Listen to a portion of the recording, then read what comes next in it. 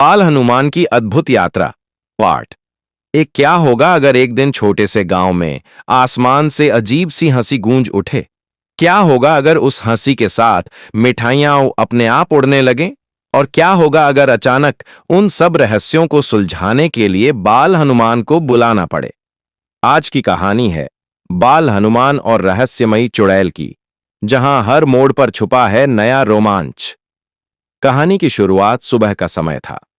सूरज की हल्की हल्की किरणें जंगल के पेड़ों से छनकर नीचे आ रही थीं। पास ही एक छोटे गांव में बच्चे हंसते खेलते दौड़ रहे थे।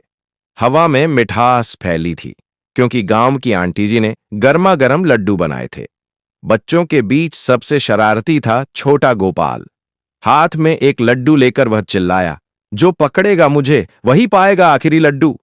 बाकी बच्चे हंसते हुए उसके पीछे दौड़ पड़े। तभी अचानक हवा तेज हुई। सबके हाथ से लड्डू छूट गए और आसमान की ओर उड़ने लगे। बच्चे डर गए।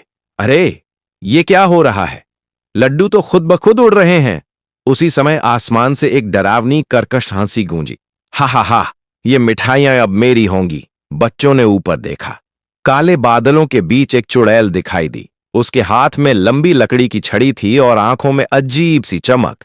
गांव वाले घबरा गए और तुरंत पुकारने लगे, हे बजरंग बली, हमारी मदद करो। जंगल के दूसरी ओर खेल रहे बाल हनुमान ने यह आवाज सुनी। वो तुरंत कूदते फांदते गांव की ओर आए। उनकी पूंछ हवा में लहराती, कदमों से धरती हिलती और उनकी आंखों में चमक थी। आते ही उन्होंने देखा, चुड़ैल ने अपने जादू से सारे लड्डू हवा में रोक रखे हैं और बच्चों को चिढ़ा रही है। हनुमान जी ने मुस्कुराते हुए कहा, अरे चुड़ैल, बच्चों के लड्डू क्यों चुरा रही हो? ये तो मासूमों की खुशी है। चुड़ैल हंसी, हा हा हा, मैं इन लड्डुओं में अपनी काली शक्ति भरूंगी।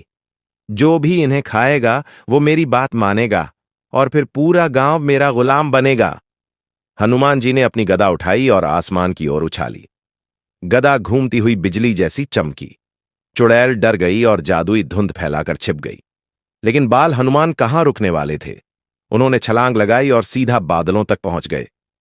चुड़ैल, भाग मत, सामने आ। चुड़ैल ने जादू का धागा फेंका। धागा लिपटकर हनुमान जी को बांधना चाहता था। बच्चों ने नीचे से चिल्लाया, हनुमान जी सावधान। हनुमान जी ने जोर से गर्जा, जय श्री राम। उनकी शक्ति से धागा टूटकर राख हो गया। मोड़ बदलता है चुड़ैल डर तो गई, मगर उसने चालाकी दिखाई। उसने सारे लड्डुओं को एक साथ हवा में घुमाकर चमकते गोले में बदल दिया और बोली, अगर तुम में ताकत है तो इन लड्डुओं को वापस पकड़कर बच्चों तक ले जाओ। लेकिन याद रखना, अगर एक भी लड्डू छूटा तो उसमें से जहर निकलकर पूरा गांव नष्ट कर देगा। गांव वाले सहम गए। हे भगवान, अब क्या होगा? बाल हनुमान मुस्कुराए, डरो मत, मैं हूं ना। उन्होंने अपनी पूंछ लंबी की और उससे झूला बनाकर आसमान में उड़ते हुए एक एक लड्डू पकड़कर वापस टोकरी में डालने लगे। गांव वाले तालियां बजाने लगे।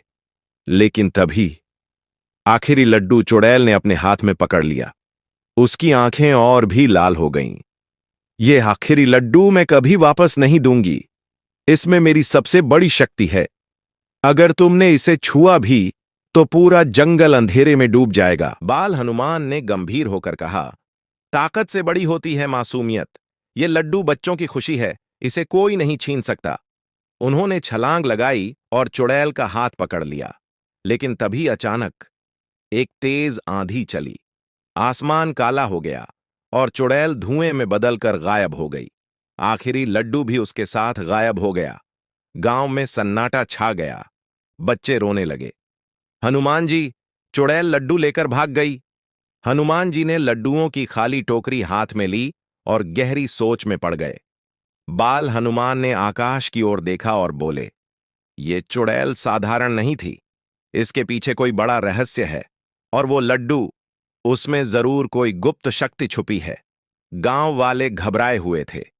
हनुमान जी ने उन्हें दिलासा दिया, चिंता मत करो, मैं उस चुड़ैल को ढूंढ कर लाऊंगा और उस आखिरी लड्डू का राज भी खोलूंगा। लेकिन तभी आसमान में बिजली कड़की और एक अजीब सा चिन्ह चमका। त्रिकोण के बीच एक चमकता सूरज का निशान। गांव वाले हक्का बक्का रह गए। ये कैसा संकेत है? हनुमान जी धीरे से बोले। ये तो किसी बहुत बड़े रहस्य की ओर इशारा करता है। शायद अब मेरी असली परीक्षा शुरू होने वाली है। लेकिन ये तो बस शुरुआत थी। चुड़ैल का असली जाल अभी बाकी था। अगले हिस्से में देखिए, बाल हनुमान की गदा का खो जाना और नए राक्षस से भयंकर मुठभेड़। इसके अगले पार्ट के लिए वीडियो को लाइक और सब्सक्राइब करें। धन्यवाद। बोलो जय श्री राम।